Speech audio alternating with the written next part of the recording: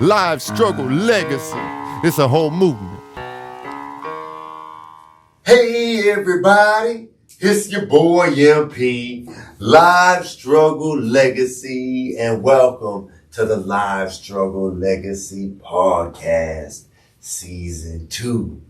Now, real quick, if you haven't already done so, make sure you hit that subscribe button, hit that like button, hit that notification button. If you're following us on a streaming platform, hit that follow button, hit that like button. Make sure you drop us a review. Tell us what you think. That's really good to get the algorithm working for us. If you have a business and you want to promote it, holler at me. We're looking for sponsors. All right. So today I have a very, very, very special guest. Today, I have Maurice Lewis. This is Reese, Big Tim, Timothy Lewis, my bro. Rest in peace, big homie. This is his blood cousin, his first cousin, Maurice, Reese. So, if you haven't been rocking with us and you don't know the premise of this podcast, what is Live Struggle Legacy? Well, Live Struggle Legacy stemmed from a show that we used to perform every holiday in Yazoo City, Mississippi in federal prison, right? And Tim was my homeboy who I was in 5 different institutions with. He was in Clearwater, Florida, from Clearwater, Florida, and I'm from St. Pete, right? St. Petersburg, Florida, if you're global and you're watching this. And if you don't know, and you are global, and you don't know where St. Pete and Clearwater are, they're the same county. They're right next door to each other, right? The two cities that sit side by side across Tampa Bay, right? And so, Tim and I ended up being from Pinellas County to Hillsborough County to Hernando County to Citrus County. Those are just county jails. And then we ended up in Georgia. And then we ended up in Williamsburg, South Carolina in a federal prison for 2 years. And then we ended up in our last stretch in Yazoo City, Mississippi for 2 years. And when we were in Yazoo City, Mississippi for 2 years, Tim had a band room and he used to put me on for all the concerts, and not just me, anybody, like whether you did music, poetry, whether you did reggaeton or hip hop, it didn't matter. If you wanted to bring your creative content to the stage, all you had to do was holler at Tim and show up at the rec yard. So unfortunately, Tim did not make it out of prison. He lost his life from a ruptured aneurysm in his leg, and he didn't make it home. So, but before he left, I made a vow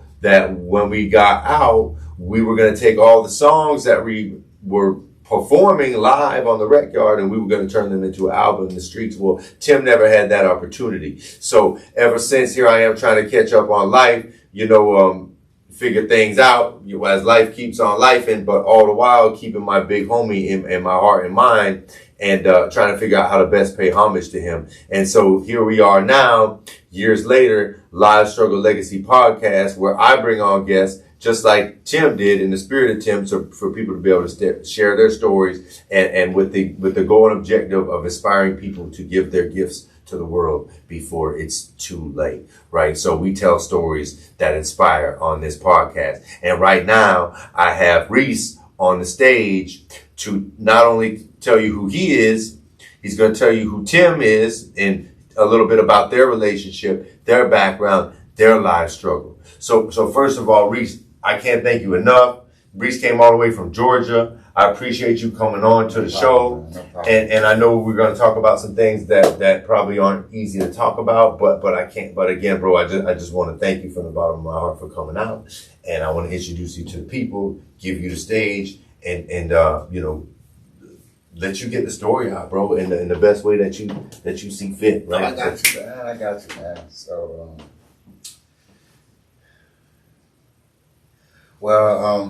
like you said, my name is Maurice. Me and Tim was born in the Bronx, man. Boogie down Bronx. Bronx, New York. Yes, sir.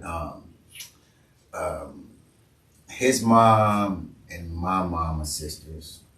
And then it's 3 girls. So, my Aunt Jocelyn, my Aunt Jackie, and my mom.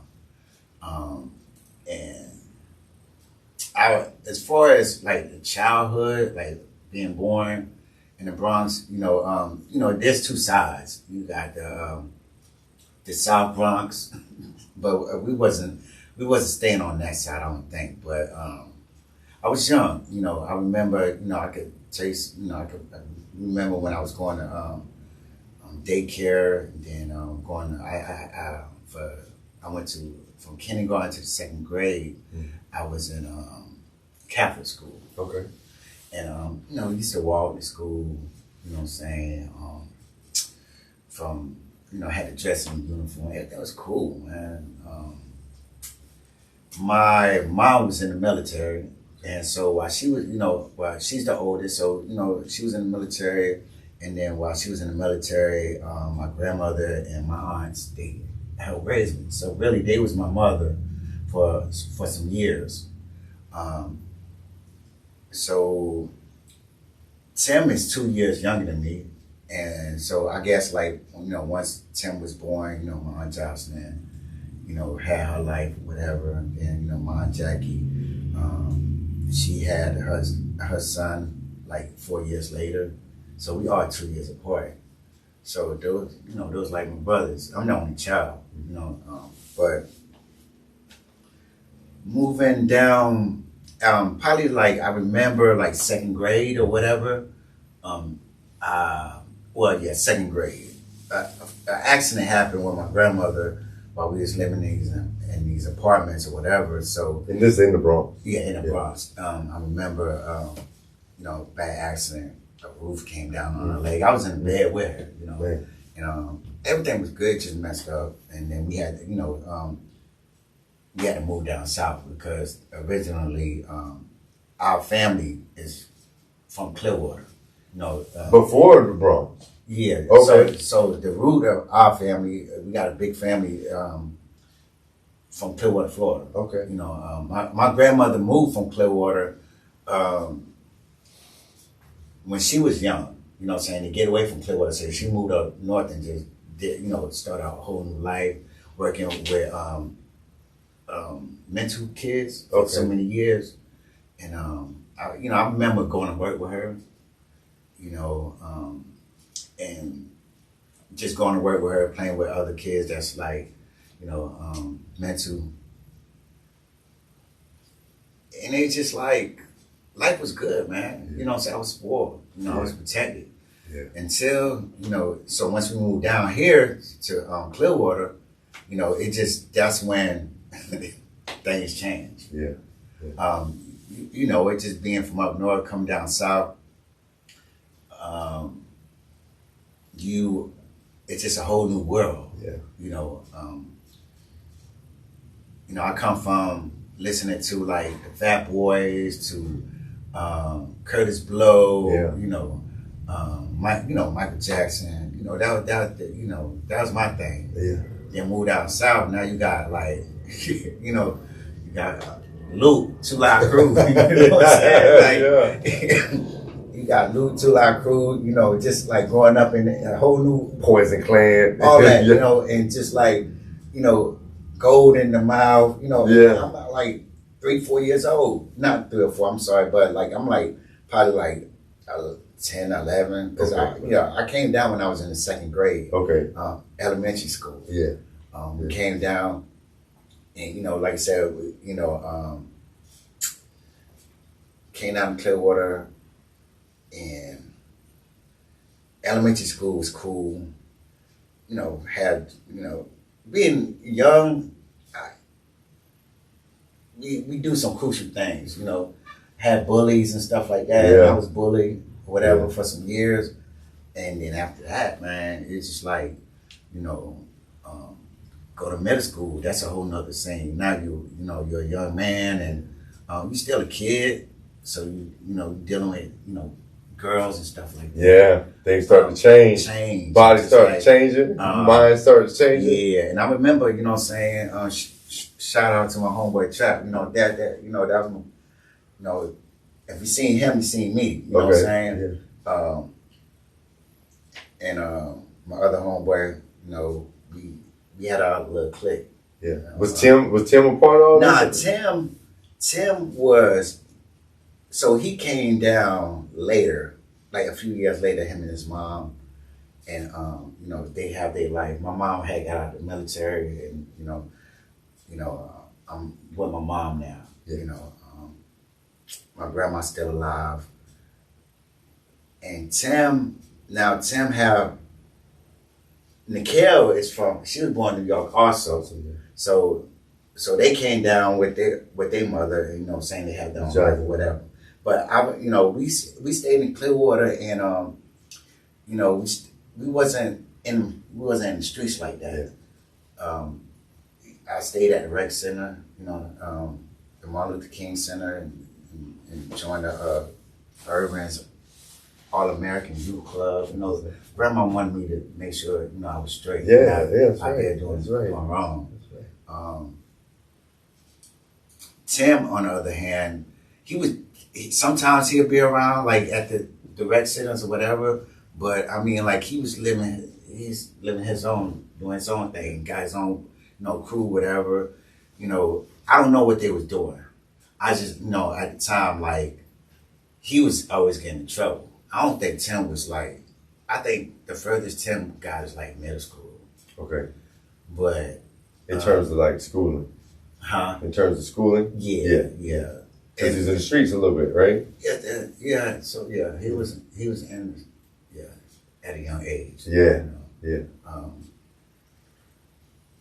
And I could get deep into that, but We don't got to get too deep into detail, but I'm sure I would love to hear, and I'm sure the audience would love to hear, like because I met Tim as a grown man. We were both young men going in, It's been all our 20s. Yeah. You know what I mean? And so, like,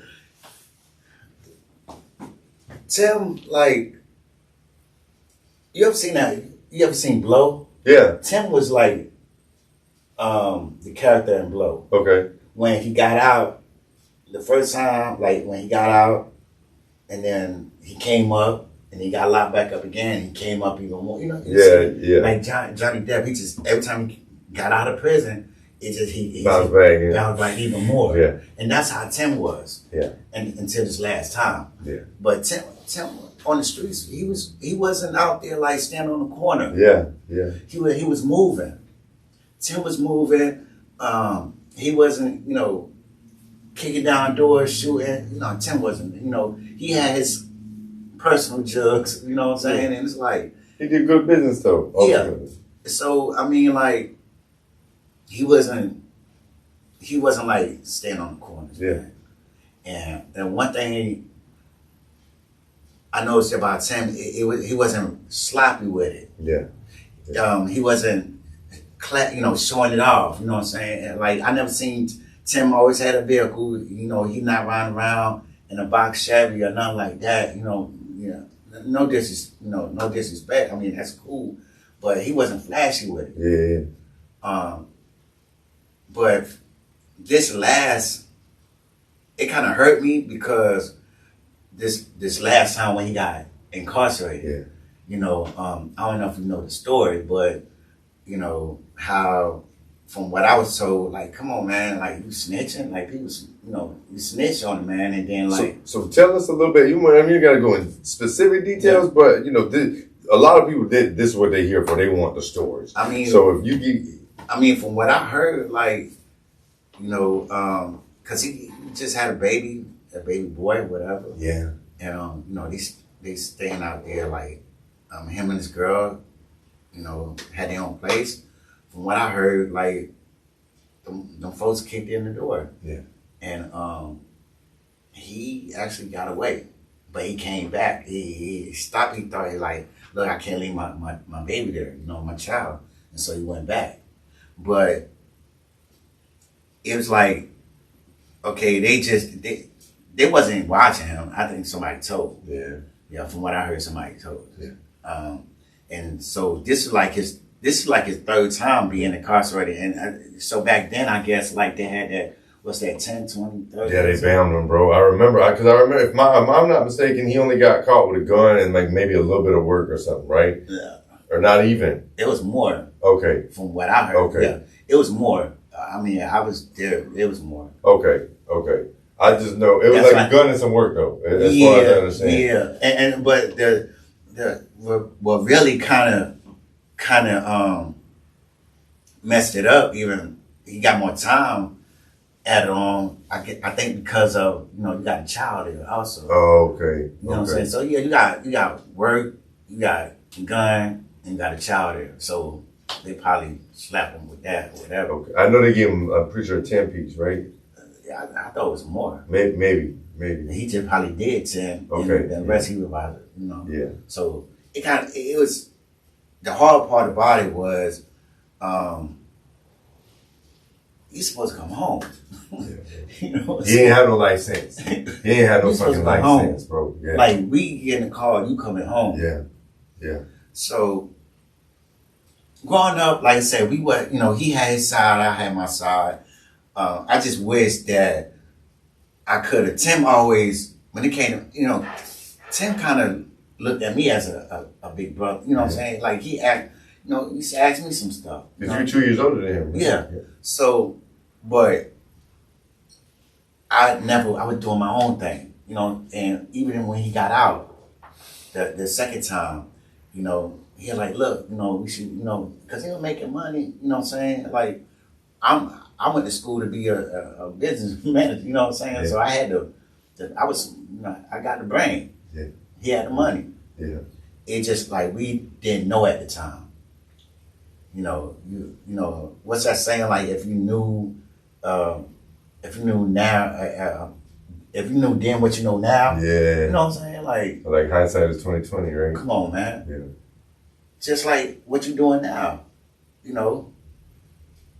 Like I said earlier, like if you could sell drugs, you sell anything. Yeah. And be good at it. Yeah. So it's just sad how he went, how he passed away. Yeah, bro. But it's amazing how he influenced people. Absolutely. When I hear the stories, I'm like, that's my cousin was doing that. Yes, sir. He was doing that in there. Yes, sir. So imagine what he could do out here. Exactly. And see, that's what we were supposed to be doing. And that's why we're here right now, because we gonna do it. Like he may not be here in the physical, but he's here in the spirit, and that's why we're talking about him right now, bro. Because he's still doing it, even in the from the other side, he's pulling the strings. Oh yeah. Right? For us to be here right now, bro. That's how I feel.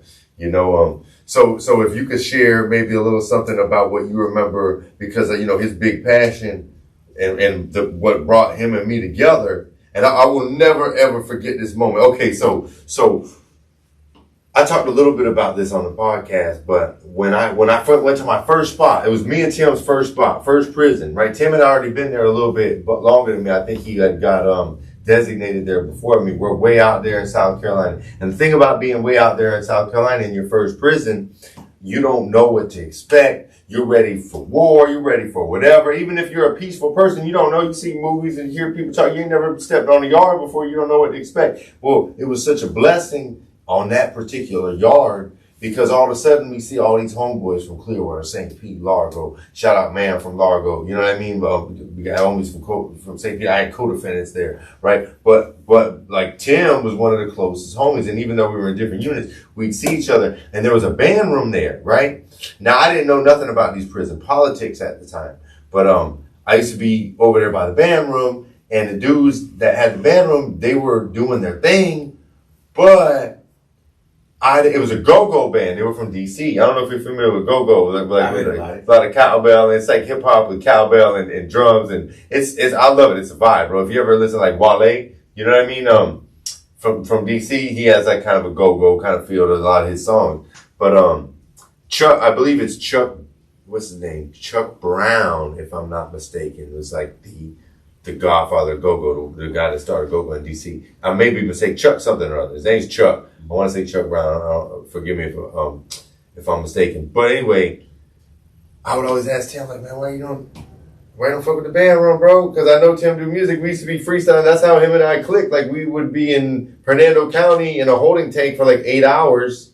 And, at first, everybody's kind of like, who are you? And everybody's snitching. You don't want to talk to nobody. You're afraid, like, somebody's going to jump on your case. You can't let nobody get to know you. What's your name? You make up a fake name, flip your tag inside out. You got to wear a name tag, flip it inside out so people can't see you. You know what I mean? And so, but after you've been in the holding tank with somebody for 5-6 hours, and you hear that from Clearwater, and you're like, you know some of the same people. It's like, oh, you do music, oh, I do music. Next thing you know, we're beating on the wall or the toilet or something, and you know, making beats and freestyling in the jail, right? And so anyway, so that's how Tim and I connected through music. And then we go to another spot. Tim was cutting hair. You know what I mean? We used to be able to order pizzas from one of these Fed holdovers we were at. And so I'd give him some pizza, and he'd cut my hair, and then we'd be vibing. And then you keep seeing him at the same spot, and every spot we go to, we get a little bit closer, because it's like, damn, I just saw you in Pinellas. Damn, I just saw you in Tampa. Damn, you were in Herrera. You in Citrus too. You know what I mean? And next thing you know, damn, we're in the same spot. We're way out here in South Carolina from Florida. You know what I mean? And so,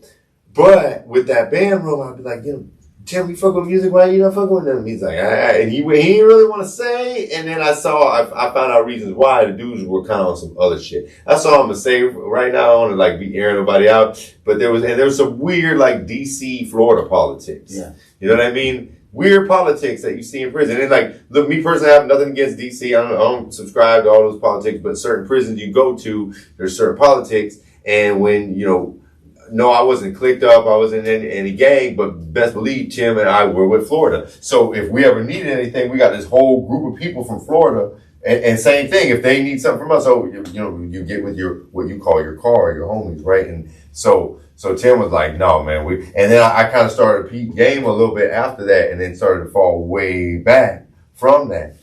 Now, fast forward 2 years, I go to a different spot for another 2 years. I catch disciplinary, and I end up way out in South Carolina, right? Way out. And the further out west you go, the more serious the politics are. So now I'm getting my mind ready. I already don't play the politics that, people try to press you to play. So it's like, all right, how are they going to come at me at this next spot? And now you're prepared. You know what I mean? Like, nobody's going to try me. Nobody's going to play me. Nobody's going to disrespect me. And you mentally, you're getting yourself ready for all these things that may never even happen, right?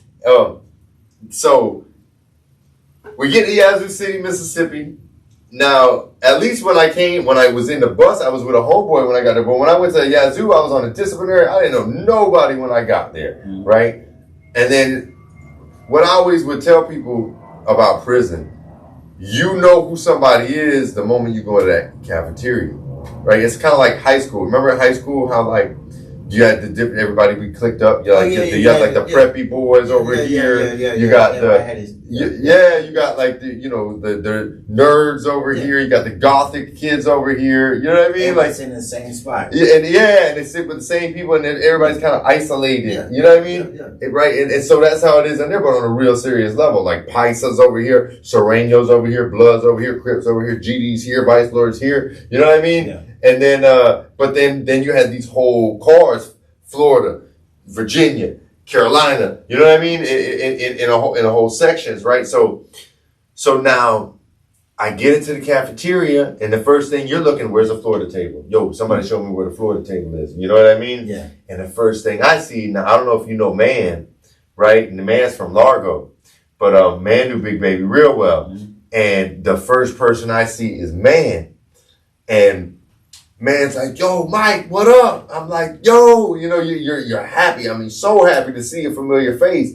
And then he's like, man, Big Baby's here, and he's looking for you, right? So in that moment, right when he said that, I see Big Baby come around the corner, his eyes lit up, bro. He's got his mouth full of gold, shining, smiling ear to ear. He said, Mike, I got a band room, and I need you. And bro, I had been through hell. I was on disciplinary. I had been through all these horrible ass spots. I was in solitary. I don't know what I'm in this new disciplinary for some shit I didn't even do. I was on a disciplinary for some shit I didn't even do. So I was down bad, bro. And to see Tim and for him to say that, and the one thing that connect us, and the one thing that we got in there, everybody take everything away from you, but they couldn't take our music, bro. But we didn't need all the equipment for that. We'll bang on the bars, we'll bang on the walls, and you know what I mean? And that's what we had, and that's that common ground he had right away. So he was able to provide that for me. You know what I mean? That outlet. So, and I can't tell you how hard it was to get a band room in these different spots. And he already had one locked in. So now it's like, okay, I think it was every Friday, you can catch a 5-minute rec move right after chow, you know what I mean? Right after lunch. And then we're in the band room where we got, one dude on bass, another dude on drums. And then eventually but we didn't have it at first. But eventually, at my like last year of being locked up, we had the MP3 players, and you could actually buy instrumental beats and plug them into the PA and hook, real dynamic mics up to these like Shure dynamic mics and be throwing shows on a record. And so that's what we did. You know what I mean? And so now here we are. And every show, we called it the Live Struggle. Right? That was Tim's name for it. So, how am I going to pay homage when now it's Live Struggle Legacy? And so we're doing that exact same thing, but we're doing it out here in this free world. And we're including, whoever's willing to come on this platform and share their story and to inspire, to uplift, to promote, share art, share talent, share ideas. So, yeah, please. So, was Tim in there? Was he actually, was he rapping? Hell yeah. But man, Tim, so he used to call Tim Mr. in these streets. Man, and I wish you would have found these. So Tim had that voice and that kind of raspy, and so. And he was by himself. Or he had a group? So we were the group. Okay. Live Struggle. Yeah, we were the group. It was me, it was Tim, it was a couple other homies. Okay. The homie Mac 20 who's been, I'm trying to get him on the show, but he made some music with us. The homie Sneaky from Pensacola, the homie KO from Atlanta by way of Los Angeles. And you know who his roommate was, bro? Was Young Buck from G Unit. I remember who? Tim's. For real? Yeah. Yeah, because I remember Tim was his Tim and Young Buck were roommates. I heard he told me that. He yeah. told me that. Yeah, and so every time Young Buck used to be out there doing shows with us. Okay. You know what I mean? And so, but man, it was all love, bro. He never turned anybody down. That's one thing I remember about Tim. He never turned anybody down. Always had a smile on his face. Always embraced everybody. Never was about no drama. Yeah. But I this is one something that I gotta know. How did he get the name Big Baby? That part, I thought he got it while he was locked up. Okay, so y'all didn't call him Big Baby in the streets. No. Well, I'm gonna tell you what I remember, because the one thing I remember, because there was never no conflict. But Tim used to play football. You know what I mean? And he was a beast and fast for his size, fast as shit, bro. You know what I mean? We used to be playing flag football out there. I didn't really play no sports. I never played no games. It was like one of my little prison rules. You know what I mean? But Tim would be out there balling, and he used to be not crying, but like not really beefing, but you're out there playing sports and getting it, and so I thought it was this dude Wild Child that called him Big Baby. Like, man, you a big baby.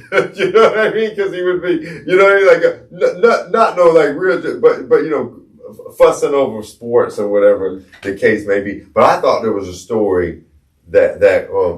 No, I thought he got that name from. Okay, maybe so. And if it was, I want to say it was Wild Child. This dude, big dude from Miami, who was in South Carolina with us, and used to dude. Big as hell, dude probably weighed 300 pounds, could do like 20 pull-ups straight.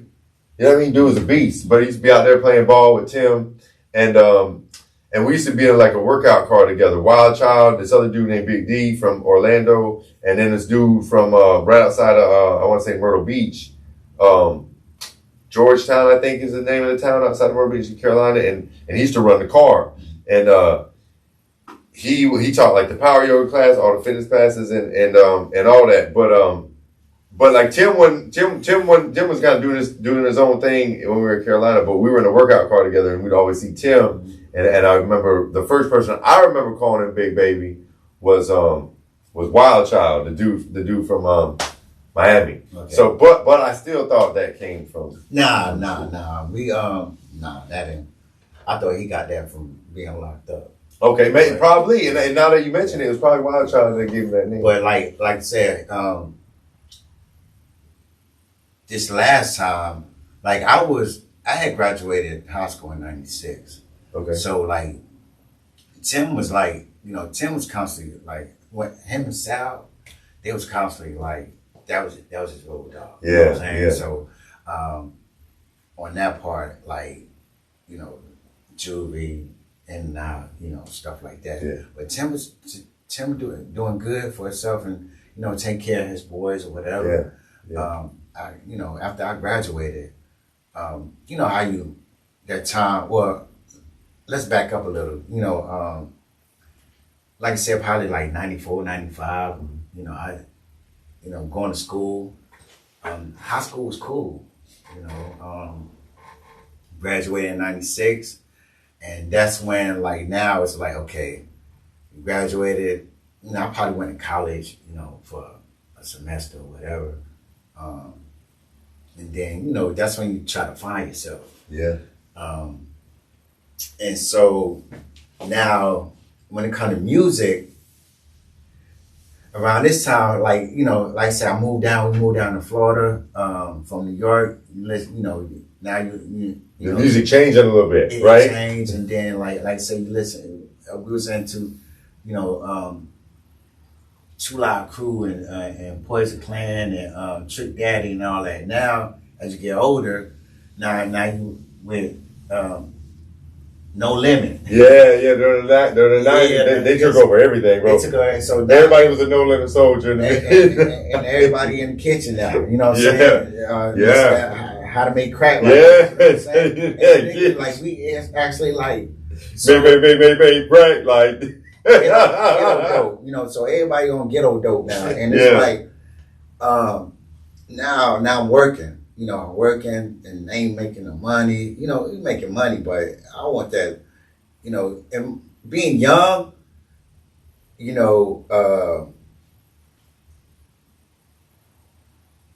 had your OGs out there making money, for just to flash it off for the females or whatever. And cars and jewelry or whatever. But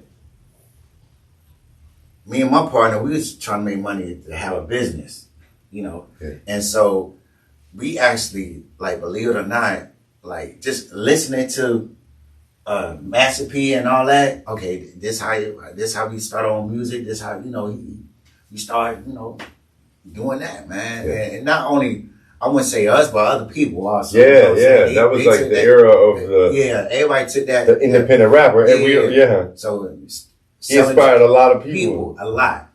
Seen it in the neighborhood, man. So, but at the same time, like me and my partner, we was cool with it. You know what I'm saying? Not cool, but I'm sorry.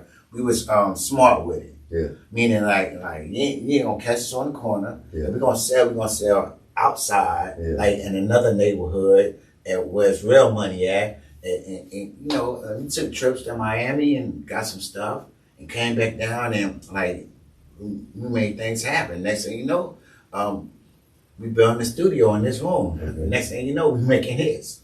Yeah. And people would come over and just to get on a few tracks and stuff like that. We came out with a CD and we let a few people hear and they were like, man, that's banging. I need to do something with it, but. Like how you said in previous, episodes, we go through life, like people telling you, like, giving you like hints. You gotta listen. People give you hints or ideas or whatever, or suggestions or whatever. And if they see it in you, go with it. Try to take it further. With that being said, it's like, okay, we making some good music, people banging to it, but we just doing this shit for fun. You know what I'm saying? Like, you didn't make a business out of it. Yeah, we weren't trying to make no money off of it, but then years later, we were like, God damn, we could have, this same shit I hear now, that's what I was doing back then. Yeah. I could have made money, yeah. Not knowing. Did Tim actually start making music with y'all? That was no. Tim was making music. I had left, and my knowledge of Tim making music was probably like in 2000, probably like in 2002. No, I'm sorry, about 2000, about 2002 to 2003, because I had went away to the. He knew I was making music. So after he was like, he started making his music probably around that time or a little before. And so he was like, cuz, you know what I'm saying? Listen to my CD. And I'm like, okay. I said, this is hard. It's banging, you know what I'm saying? Yeah, I remember that. I said, the thing banging. He's like, yeah, and by that time, like I really wasn't into it like that, because you know I was in the military and I came home that from an accident or whatever, and me being like making music, I connected with some people in there also, and inspired them to make some music. Yeah, quite a few people. I used Thank you for your service. Yeah, I appreciate it. So just they hear my CD, they're like, oh yeah, man, well I do this, I do that, and then they say, no, okay, let's go to a studio. Yeah. You know, and after the fact, you know, a lot of people they still make it music to this day, or you know, have some parts in it or whatever. But Tim, like, when I don't think he took it serious on the outside either, but he had some good stuff. But I tell you what, man, that's the one thing where like, why? So I'm gonna be real with you, bro. Like, I got a lot of music that I've just been sitting on, right? And I got this thing, like I get into it with some of my partners all the time, like, man, you sitting on this music, you need to put it out. But it's like, I made this oath, you know what I mean, to Tim, before we left the prison, that we were going to make these songs and we were going to put them out. We were going to make the Live Struggle Legacy album. Yeah. And that's what I've been working on for years, bro, because everything comes down to budget. It don't cost me hardly anything to record at home. I got a little studio at home. Yeah. It's mixing and mastering that's so expensive, bro. Even like distribution. Distribution doesn't cost a lot. It's getting it to the level to put it on the platform so it meets the industry standard. But I mean, now you gotta think. Now this a new time. Like back in the days, you looking, back in the days you gotta buy CDs, copy them. Then you gotta take it to a bigger studio and get it mastered, so it can be clear. A person that really actually. Cause matter of fact, I don't know. You might know since you're from St. Pete, but me and my homeboy, we used to go out there to St. Pete to a studio, and this dude had a house. He had a house, like a nice house, but when you walk inside, it's a studio. It's like gutted out, and it's in St. Pete. It's on the north side though. Okay. But he had cameras like pointing, in case somebody try to rob him, whatever. Yeah. But with that being said, like back in the days, now you don't need money to really.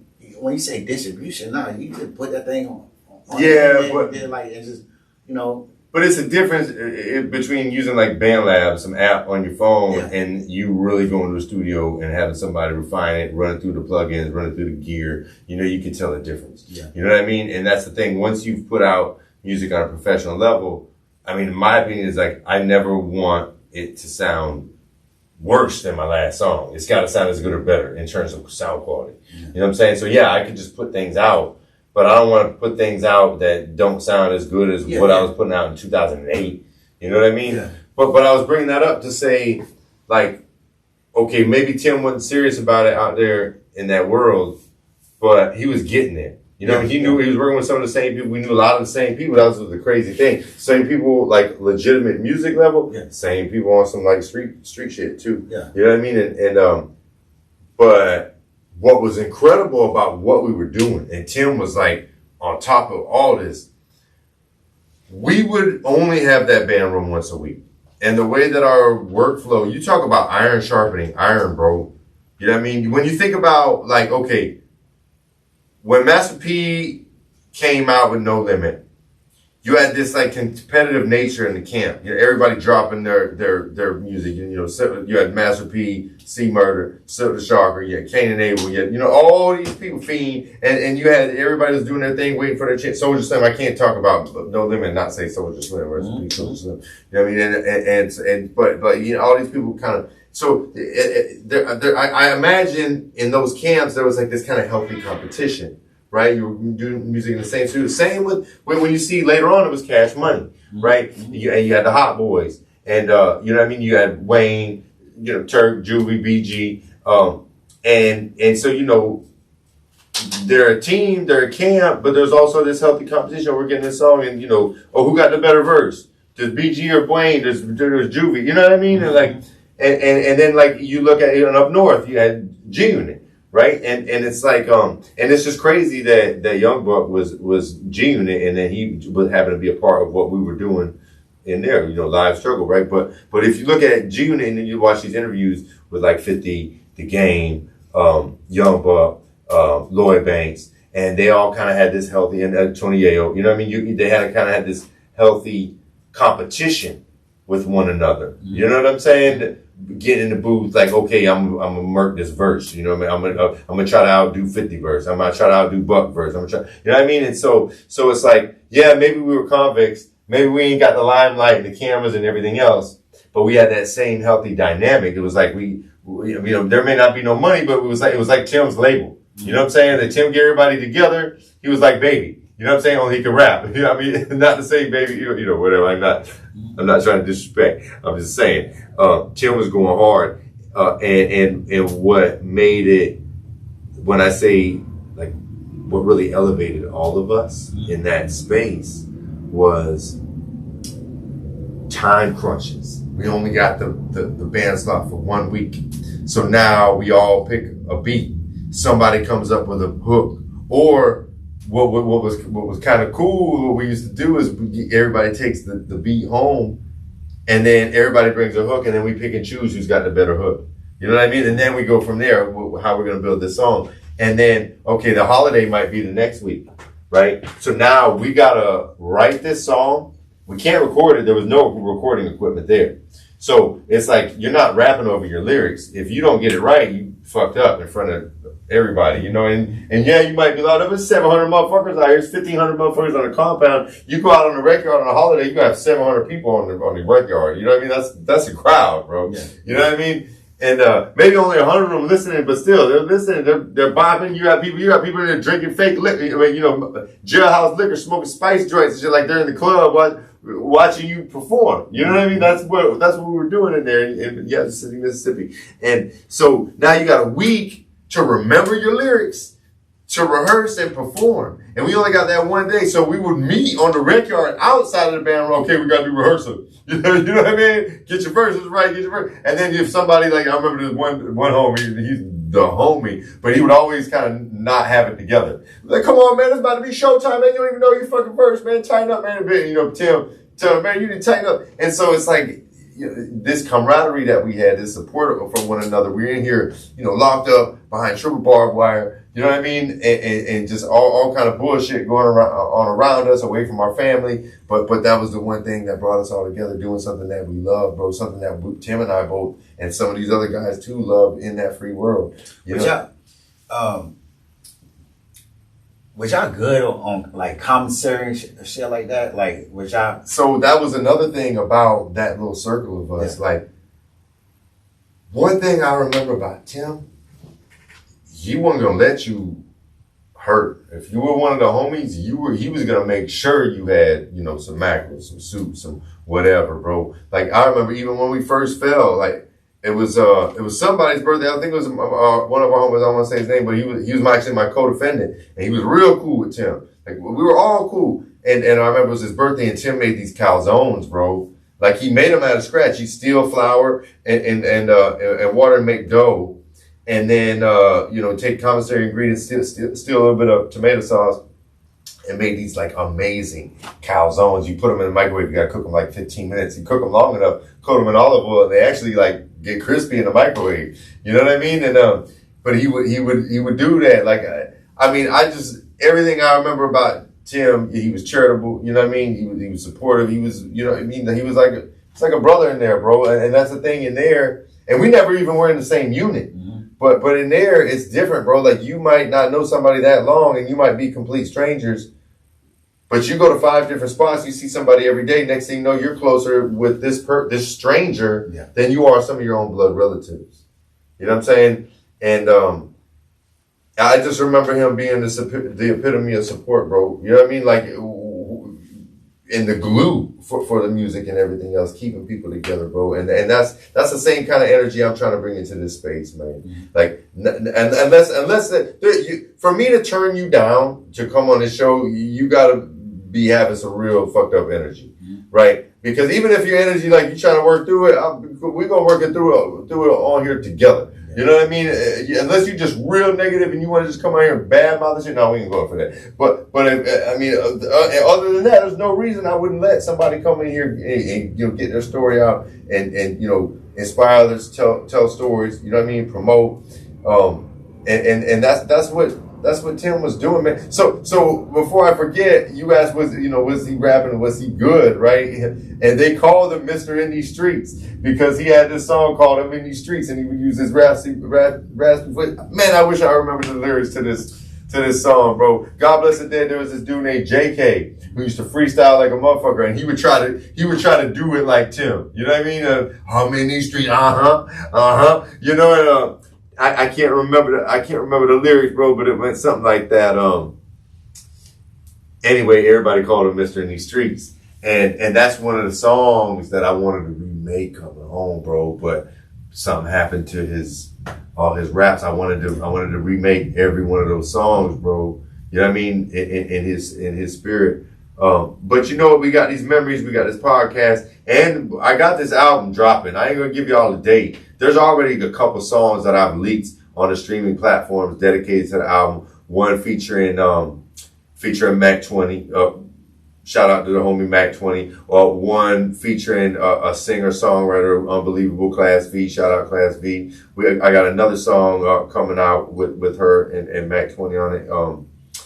And I got some unreleased songs from some of the other homies.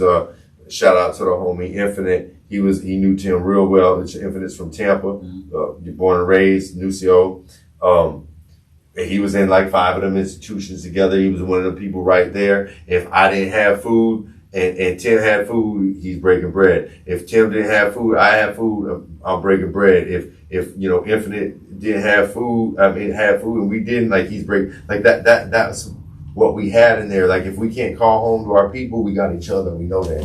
You know what I'm saying? And that's a special kind of bond that you will never ever forget. You know what I'm saying? So I'm not one of the people to just say, oh, that's sad, it's over, whatever. It's like, no, I made a pact, bro. There's a reason I have Miss Joslin's number written on a little piece of paper. Mm-hmm. And when I found out Tim was no longer with us as we know him on this earth, that I had to call. I'm not gonna lie, that wasn't an easy thing to do for me to call, knowing, you know what I mean, how she had been feeling and everything that she had been going through, and me being a complete stranger calling and saying like, hey, that was my bro, and I'd like to, meet the family and here we are. You know what I'm saying? So I know these things aren't easy to talk about, bro. I know loss isn't easy. I mean, I took a major loss just recently, like a major loss, like biggest loss of my life. But you know what, man? We honor these voids by remembering, these great spirits that were in our lives. And when you think about, I don't know where you are in like your faith. I'm not super religious. I am spiritual, and I never push my spirituality on other people, but I do believe, we all return to source. Everything is energy. So we never really lose them. We lose them in the way that we know and understand them, and that hurts. That's a void. But when you think in terms of like, man, I swear when I was on a city bus, after I found out, about Tim's passing, I wrote this song, and it's the kind of theme song to this podcast. Live struggle, live music. Pay attention to how we do it. It's for my dog who never made it out. Live struggle, I got you, homie. We breaking out. When I wrote that song, I was catching 8 city buses a day, bro. You know what I mean? Down bad, but bro, my spirits were high, my chin was up. I was going from bus stop to bus stop, right? I had my little notepad. I had my same little earbuds that I actually brought from prison, the little same MP3 player that we were using to plug in and do our shows. I still got them same beats on there, writing to them. And I swear I felt Tim was like in that bus with me, bro, when I wrote that song. You know what I mean? I lost my homie just the other day. I see him in the stars. You know what I mean? Like that's when you can tap into that energy, it was never a loss. It was this transition. Yeah. You know what I'm saying? And I feel like, and a lot of people, can't handle, like, especially like when it comes, they can't handle stuff like that. losing this person, losing that person, losing a job back to back. I mean, like, no disrespect to them. It's just like, life, it's going to get hard. It's going to be, ups and downs, more downs than ups. So, but you got what make it better at the end is that you went through it. Yes. I Kept going. I know some people that committed suicide over something petty. They couldn't. You know what I'm saying? Like, yeah. come on, man. Yeah. Like, really? If you know what I've been through, so it's like, yeah, when you getting incarcerated, getting incarcerated, coming out, just like, and just got to start from scratch. You lose everything. It's gonna get better as long as you keep on going. Yeah. Don't never quit. So, I mean, and that's how my life been. I've been down, up, but my bounce back is like, I don't sit there and feel oh, I can't do it, or I'm gonna get over this. It's temporary. And it's just like my family is built like that. Yeah. And you gotta have family. You gotta have a strong family too to support you. Some people not blessed to have family to support them later, because you got some family members, they gonna turn their back on you. Yeah. But my family, you're not gonna be homeless. You're not gonna be homeless. Yeah. The family not gonna let you. Excuse me. So Yeah, you good, bro. it's just like, you just gotta keep on. If you built, if you was born, if it's in your blood and you know it, you know what I'm saying? Like, take advantage of, and you said something, in previous episodes, like, you was born to be a boss. You was, from what I took from it, it's like, from your dad and your mom, your dad was in the game. If you had, you wasn't supposed to be some big kingpin, but I'm saying, like, the bones, the strength. You came from, even from your grandparents. They worked. They did all that for you. Yeah. But see, as in my mother, my grandmother, they struggle. They go through shit for us, but us not knowing it at a young age. Once we get a certain age, we do what we want to do. Yeah. You understand what I'm saying? So it's like, and having the right mentor, the right person. Tim didn't excuse me. Tim didn't have that. Tim was his own boss. And I think he was that for people. Yeah, Tim didn't have nobody to take him by the hand and like, hey, look, you know what I'm saying? He did that. He doing that, and he did that on his own. And man, I watched that man grow. Like, I watched him grow. I mean, together we grew. That experience grew us. A lot of times people go in there and they fucking devolve. You know what I mean? They get consumed by their environment. While we was in there soaking up every little resource that we had. Bro, Tim and I used to do shows at the chapel. You know what I mean? Yeah. Shows at the drug program. Shows for the Nation of Islam, for the Rasta community, for the Christian Brotherhood. Like, and all together, like, no judgment. You know what I mean? Like, just support. Unity. Like, you know what I mean? Like, he was a go-to guy that you knew you could depend on, bro. And I think, to your point, when you think of, like, our ancestors and what they've gone through, right? And it's like, again, like I say, I'm not religious, but I'm spiritual. And a big part of my spiritual success and where I find strength and where I find my faith, and it's in, I feel like there's this stigma on what they call ancestor worship. And it doesn't necessarily have to be worship. I think you said a powerful word, and that's gratitude, bro. When you express gratitude for these people that came before us, that went without and made sacrifices, so that we could have better lives, right? And it's easy to not look at that. And it's easy to think, oh, my life is so fucked up. But it's like, oh, yeah, what do you think your granddaddy's life was like? You know what I mean? And it's like, so it's like when you can tap into that special space of gratitude, it's like, it's life changing, bro. And in that sense, it is, you're honoring your ancestors, you're honoring your past. But for me, it doesn't even have to be my ancestors and my past. Like, I mean, it could be like the spirits that have come into my life, like Tim, bro. I swear, I feel like Tim is like one of my spirit guys, bro. I feel like Tim is like one of my guardian angels, bro. Right there with my mom right now. You know what I mean? Right there with my uncles, with my grandfather. You know what I mean? Like I feel like there is, maybe it's just energy, but it's out there and it's working for me. And it's protecting me and it's guiding me. I truly believe that with all my heart, bro. I believe that's what happened. Well, I believe, I mean, when I watch it, man, like, I believe the same thing, man. Like, I believe in, like, angels and, you know, God have somebody watching over, you know, he got somebody, that special somebody watching over you. And it's like, because it's been a lot of times in my life where I'm like, I'm able to wake up to see the next day. After doing this bullshit the night before. You know, you understand what I'm saying? Yeah. So, and it's, I got a lot of episodes like that. And it's like, come on, man. Like, somebody gotta be protecting you.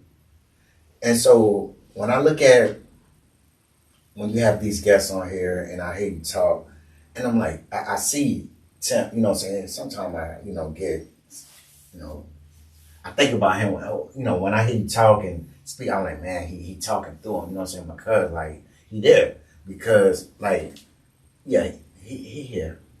So, but life is life, man. You know what I'm saying? Like, it ain't perfect. It ain't peaches and cream, but, you know. But we, you know, what do they say when life do give you nothing but lemons, what we got to do? We got to make lemonade out of it, right? We got to find how to put some sweet into this sour. You know what I mean? Yeah. And like on that note, I just want you to share a little bit, because you've been through ups, you've been through downs. Yeah, man. Like, you know, I had, you know, like I said, man, I graduated high school, man. I'm probably like not in high school. I graduated high school in '96, and you know, just trying to find myself, what I'm gonna do. You know, I you know, when you're growing up, you know, you starting off when somebody asks you what you want to be when you grow up. You know, and then what did you want to be when you grew up? I always just say a businessman. Okay, yeah. And I don't care what business. I just want to own my own business. You know, of course, you know, I play sports, basketball, football, but I just want to be a businessman. And after doing 12 years of college, high school straight, never failed. I ended up going to a junior college. And after going to junior college, it was like, well, I just did 12 years, I need a break. Yeah. So, you know, once you... Kind of burned out. Yeah, so I, you know, kind of took a break from there. And that break was longer than expected. You know? Is that when the military kind of came down? Nah, my mom was in the military, and she was telling me this, like, when I was, like, in high school, like, you need to go to the military. I'm like, nah, I ain't going. I'm not going. And so I went back to, I went to college, and then I went to ITT. When I went back to school, I didn't finish that because I didn't like it. Yeah. But of course, instead I had to pay. Yeah. And so I ended up 99, man. I was like, I can't, keep on. It's like I'm not gonna be working on telemarketing place forever. You know, of course, I'm in the streets also, not heavy, but you know, I'm doing my little thing, and just not doing nothing. So I'm like, man, I'm gonna go to the military. And that right there is like, no disrespect to, you know, people that's serving, You know, I got battle buddies that I still love, you know, and that I'm cool with or whatever. But it wasn't what I expected. It to me was a joke. You know, because I didn't, you know, first of all, like, you know, I don't know if you've seen, like, you watch some movies. One of my best military movies is Full Metal Jacket. I don't know if you've seen that. Oh yeah. So, love that movie. But when I went in, it was like, it wasn't that bad. It was like camp or something. Yeah, of course the drill sergeant yelling in your face or whatever, you know, but I mean, I was doing what I had to do. And we had this one soldier in the they sent me to Fort Sill, Oklahoma. Well, let me back up.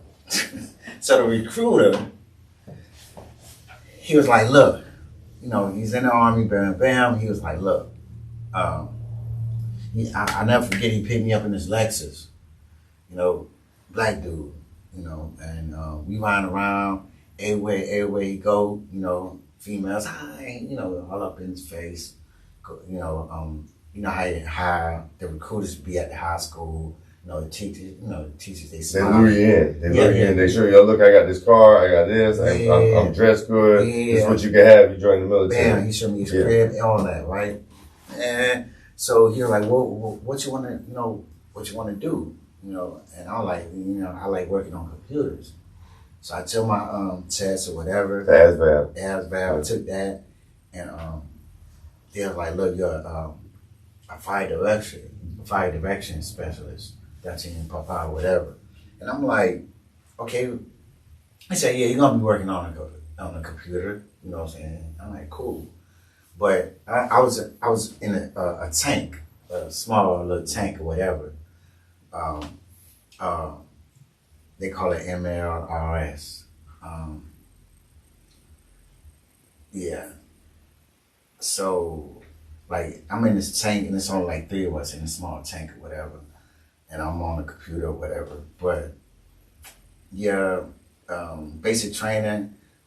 If you remember that movie, you remember that one guy at the I can't remember his name. The one that he killed the drill sergeant, the fat one. Yeah, his real name in real life is Vincent D'Onofrio. Yeah, my parents actually used to know that dude back in the day. My dad used to be in film and shit. So that his character. Yeah, we had one. Gomer Pyle. Yeah. We had Private Pyle. Yeah, we had one. I promise you, I couldn't sleep. Most nights because we had this soldier just like him. He wouldn't do nothing. He looked at like this guy, and he was fat like he was just, he couldn't do it. And I'm like, man, I hope this cat don't go berserk. You know what I'm saying? But he didn't. And so they sent me to Fort Sill, Oklahoma, and that's a whole nother out there in nowhere, you know. And my first duty station was my training was out there, and my first duty station was out there. So I meet up with this soldier. Shout out to Trey, and me and him just connected, you know, because we did basic together, we did everything together. But he's from that side, he's from Texas. Yeah. So we cool, you know. He's my bro over there, man. Because I'm from Florida, and we on his side, so he took me in. His family took me in. They took care of me, whatever. So we connected with, you know. He found out that I did music. You know, I had my little CD, and like, okay, you know what I'm saying. Next thing you know, we tap in with the music. Me and him doing music or whatever. Or I think he would. No, he knew I was doing music, but he wasn't doing music then. But he kind of, you know what I'm saying, he was cool with me. You know, we was cool. Next thing you know, I'm at my first duty station, and you know, I'm in the barracks. I'm staying in the barracks, and I remember I was married once in the military. I was married, and I got married for the wrong reason. And yeah, for the extra money or whatever. Yeah, I've heard a lot of people do that. A lot of people do that. This cab driver lady, she like, look, you guys just got out of training or whatever. You want to, once you go through basic training, you ain't getting no, you ain't seeing no female, for 12 weeks, 2 months, whatever. So we're like, yeah. So she take us to this girl house, and beautiful girl. It was a mixed chick, a black chick and a white chick, and of course, we get our rocks off or whatever, and we young, So next thing you know, time go by. The city. I was out there in Law, Oklahoma. It wasn't really much to do. So, but Trey, he used to take me down to Texas with him, and so that's where I learned they style of music. So I'm born in the Bronx. I moved out south. Now I'm over here in Texas. So now we on this chopped and screw. I was waiting on that. This chopped and screw. Yeah. Now, Switch houses. Michael Watts. Yeah. So I'm like, okay, yeah. So I'm feeling it, and DJ Screw. Yeah, all that. Michael Paul, or what's his name? Paul Wall. Paul Wall. Yeah. Slim Thug, Chameleon, all that, everything. Big Mo. Yeah, because over here, what I'm saying, we into that slow down. Yeah, exactly. Jam-Pony Express. Yeah, Jam-Pony Express. Yes, Jam-Pony Express, slow down. That's us. Yeah. When I went over there, they were like, Chop the screw, a whole nother. Huh? It's a whole nother. Hey, they're like, slow down. Nah, this is how we do it, right? So I'm like, I'm in Texas, and like, so I'm in Texas, and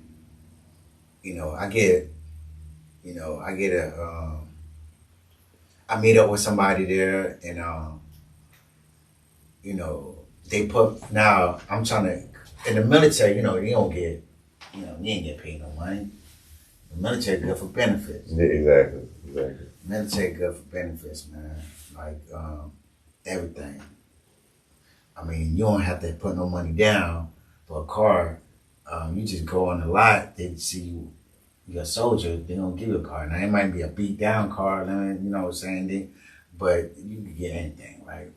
So, but I wasn't making any money, man. I was, I'm like, man, my pay, my LES is like, it ain't that much. So I met up with somebody in Texas, and then next thing you know, they would, I was getting buying pounds for the low. Like, when I'm back then, you can buy a pound for 80. You know what I'm saying? Like, this is like 9. That's 2000. Like compressed weed, right? That Mexican brick weed, right? 80. A pound like this big, yeah. Right? Yeah.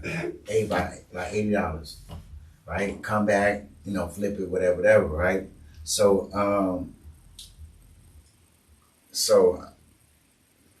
time go on, and the chick who house I was going to see, who I was going to, she like, look, you know how you make extra money in the military? I'm like, how? She said, all you gotta do is get married. I'm like, oh yeah. I like, bet. Let's do this, right? So the lady who was the cab driver, that was her mother. I didn't even know that. And so she drove us from Oklahoma to Texas. She gave us the ring off her finger. She was like, look, go in here, bam, bam.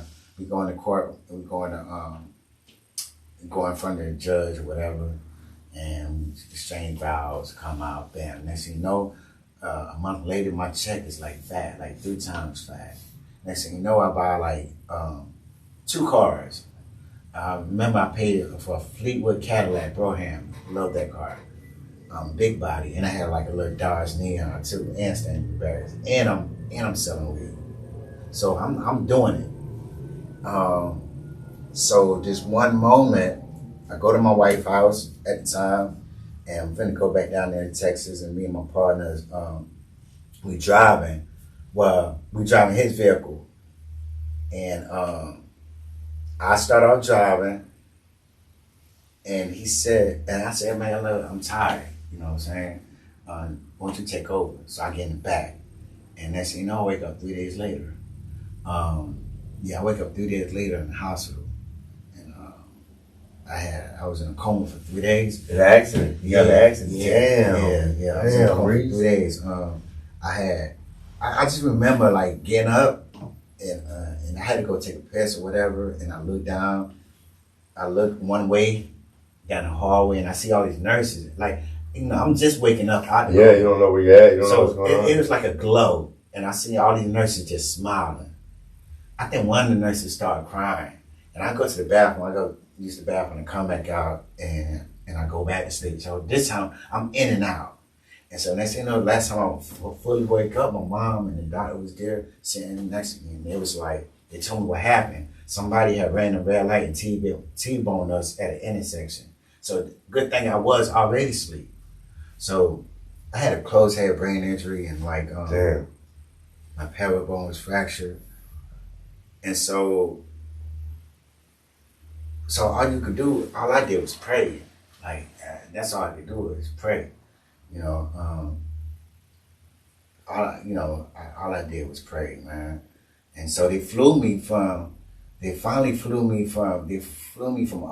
They flew me from Texas to Tampa, the VA hospital. I don't know if you know on James A. Haley. Okay. It's over there by Busch Gardens. Okay. The Veterans Hospital. So the VA, yeah. Yeah, so I'm over there, for like going through rehab.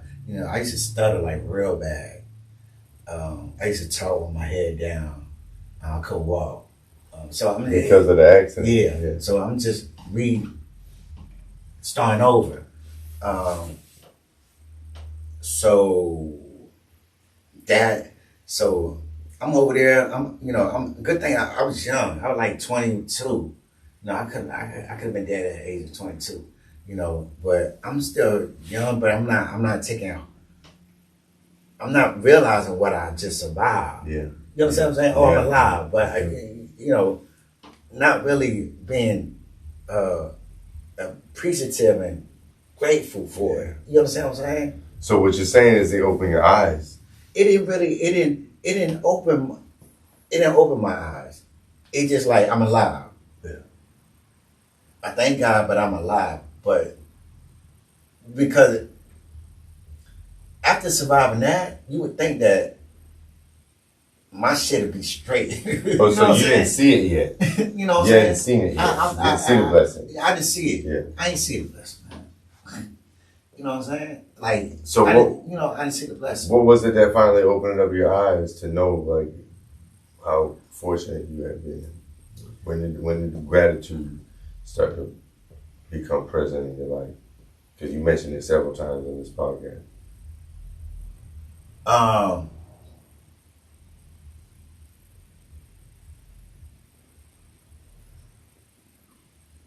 When people leave, man. Yeah, bro. Yeah, I've listened, Maurice. I feel that, and let me tell you something that I know. That pain that you feel when you lose somebody. I love that you brought that to gratitude, because so many times loss, it's hurt and it feels like loss, and you don't have gratitude. You get angry and bitter, and that's what I'm experiencing in my family. He left at a young age, man. Yeah, I know, bro. I know. But to feel that loss, that void, that pain, means you had to have felt an equal love and appreciation. You see what I'm saying? So to be grateful for that, you know what I mean? Like that says a lot. That says a lot, bro. That what you're feeling. You know what I'm saying, Reese? Does that make sense? What I'm saying, Bruce? I mean, I can't tell you the pain. Like, yeah, it hurt when I lost Big Bro. Yeah, and so I know how it hurt to have grown up with him. I didn't grow up with him. You know what I mean? Like, I can't imagine how. But you wish you could do. I could have done more with him. You understand what I'm saying? Like when you get older, man, when you start losing loved ones, you know, you could have, would have, should. You know, you wish you could have spent more time and did more. Yeah. You know, I wish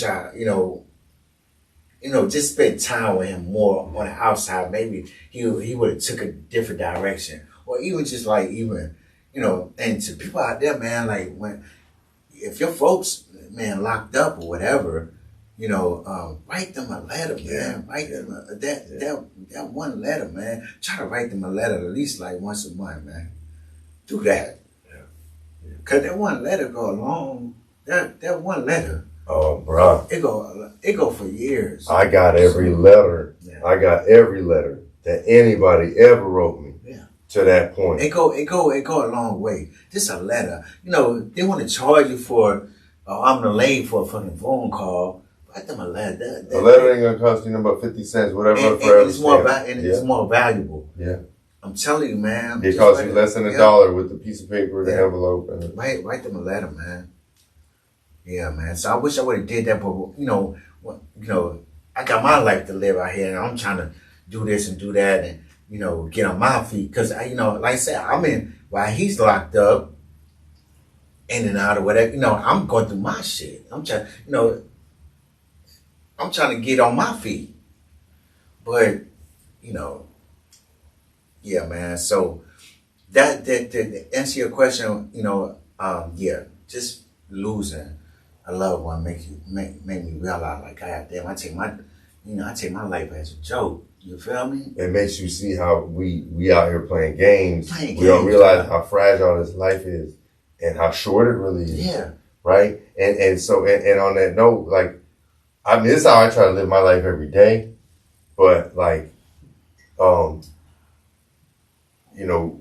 like it's your last. Like when you see your people, hug them like it's the last time you're gonna see them, man, because you never really know. You bro. got to, man. You never really know, bro. And one thing I could say, bro, like, you got to, man. So I got a homeboy. I learned. I'm sorry to cut you off. No, please. You know what I'm saying? I learned now, like, how to be like this. This is my battle, man. And I think that's why he gave me another chance. I like, just you got to take the time to think, man.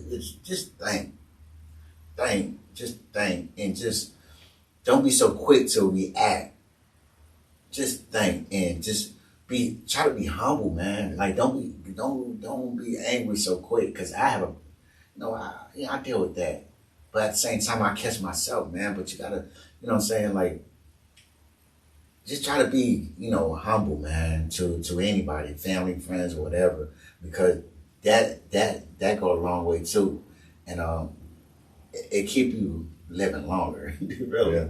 You know what I'm saying? Try to keep a smile on your face, man, because on your face, because your smile puts, you could be having a bad day, but that smile would show it, it would make somebody else happy. Absolutely. And it don't matter what language, what culture, what religion, bro, what politics you play. It don't matter. You give somebody a smile and you break down all that shit. Yeah. All that divisive, conditioned bullshit is broken down with something as simple as a smile. That's it, man. So,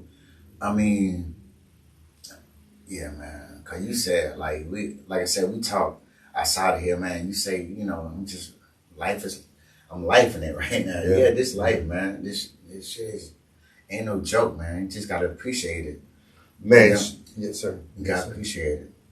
So I think you may have already said it, but I just, I always like to share jewels on here with the people, right? Yeah. And so you've been through a lot of things, bro, life and death situations, and you made it on top, and you've made good choices, right?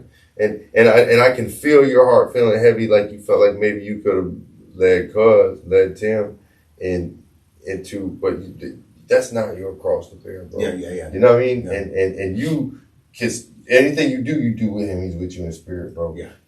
But from your life struggle, your journey, your life, what's kept you making these right decisions? What's kept you from throwing in the towel and going out like we see a lot of good people do? Like, what's your secret? What do you bring it back to keep you on the straight and narrow path, to keep you from falling into the pitfalls, from giving up, from tapping out? Like, somebody told me the other day, man. Yeah. Somebody told me the other day.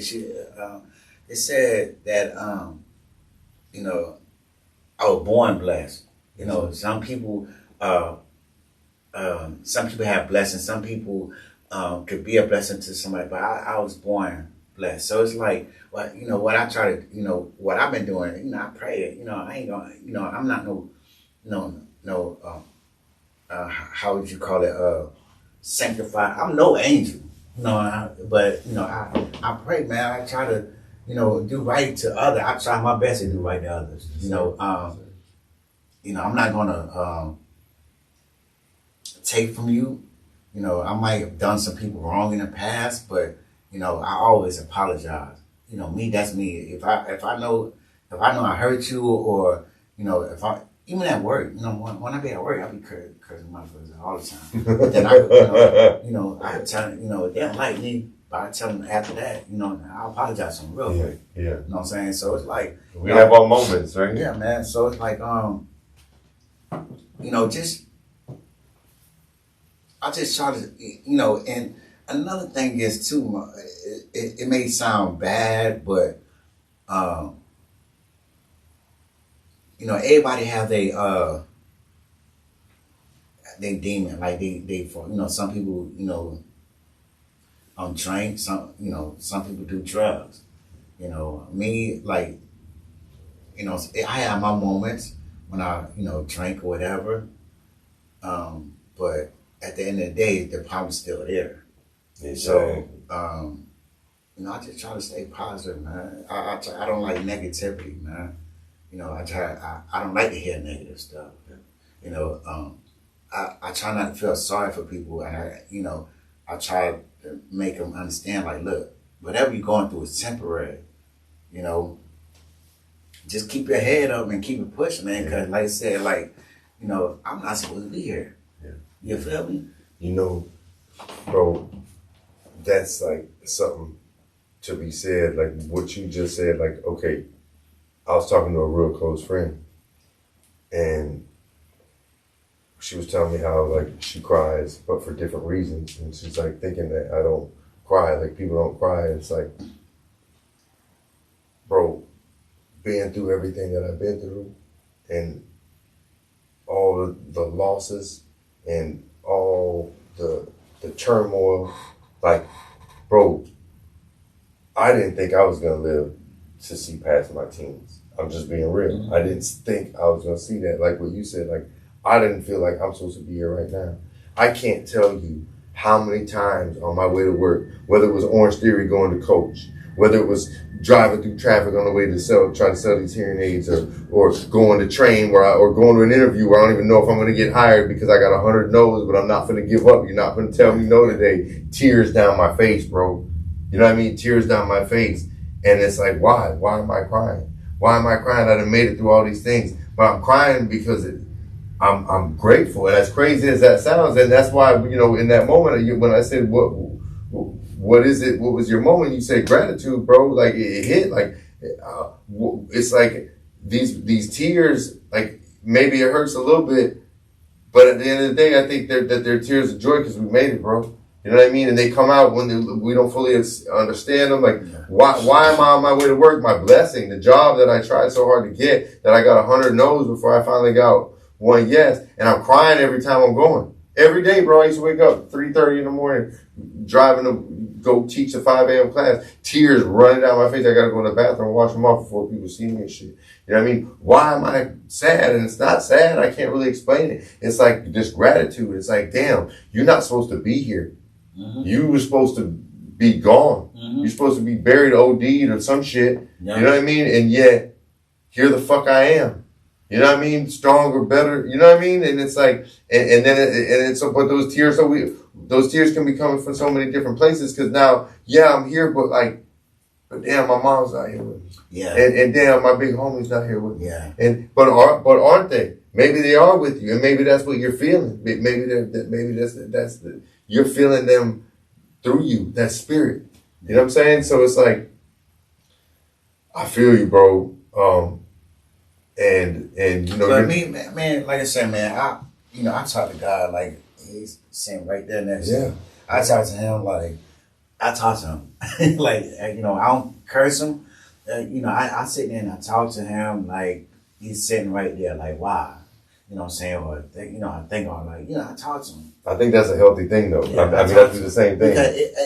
Because there's been times in my life like I can tell you another story, but look, I prayed for something and I got it and didn't know what to do with it. And it just went down. I actually prayed for something and I got it, didn't know what to do with it. So it's like, man, like you just gotta, like I said, some people, I've lost some people that actually took their own life. And it's like, come on, man, like really? Yeah. But at the end of the day, it's like you built from what I, listened to in your previous, man, you built from, what I'm saying, it's in you. You know what I'm saying? You built strong, you know what I'm saying? Like, so, yeah, you go through these downs, but you're not down there forever. Yeah. You feel me? And that's how Tim was. He bounced back. That's how I've been. Now, I done bounced back so many times. Look what you done been through, and you're right here, bro, and you never took the shortcut. Yeah. You know what I mean? You stayed straight and narrow. So it's like, come on, man. Like, if it's in you, it's in you. And you just got you got to make sure your kids, man, if you have more, whatever, let them, try to tell your kids everything. Don't try to hide nothing. So down the line, they won't be lost and like, why am I this way? Or why, because it's in you. If you want to change it, all about what I'm that. saying? Yeah, I don't hide anything from us. I mean, it's sick, so certain things, but for the most part, I don't hide things from. I don't show them. Yeah. Like, it's been time, like, God damn, like, why am I going through this? And I'm like, oh, later when I find out, my father was this way, or my grandma was this way. So it's in me. It's in you. So it just, try not, so when your kids, like I said, down the line, they understand, like, okay, like, it's not, I'm not using it as a reason, how would you say it, an excuse, but man, my dad was like this, you know what I'm saying? I just need to make it better. Yeah. You know what I'm saying? Like make it better. Yeah, man. Like make it better, man. Live struggle legacy. It's a whole movement. Strong, but I want to make sure that you got out the message that you want to get out, whether it be about your live struggle, whether it be about Tim. If you got a message for the family, for the audience, like I want to make sure that you came a long way. You know what I mean? This isn't easy to get on here and talk about these things. So like I want to make sure that you got your message out, and if you have any other words that you want to get out to the people, get out. Yeah, man. Just life is gonna be life. If you live to be 50, 60, 90, just don't take it for granted, and treat people like how you want to be treated, man. Yes, sir. That's the golden rule. You know what I'm saying? Don't play with God. You know what I'm saying? Religion, wherever you want to take the spirit with your God, my God, just don't play with them. Take it serious. Be humble to people. Be kind to people, because that comes around. Yeah. And just whatever you go through, whatever you go through, just keep your head up. That's it, man. Yeah. Don't be walking around pouting, crying. Keep your head up, man. That's it. Yeah. Because it's only temporary. Whatever it is temporary. It can never be permanent. And that gratitude will pull us out of anything. Yes, sir. Yes, sir. It will, bro. Yes, sir. You know it. Yeah. You said it. Yeah. I don't know how many times you said it in this episode. So that's the secret sauce, bro. Yeah. Gratitude. Yeah.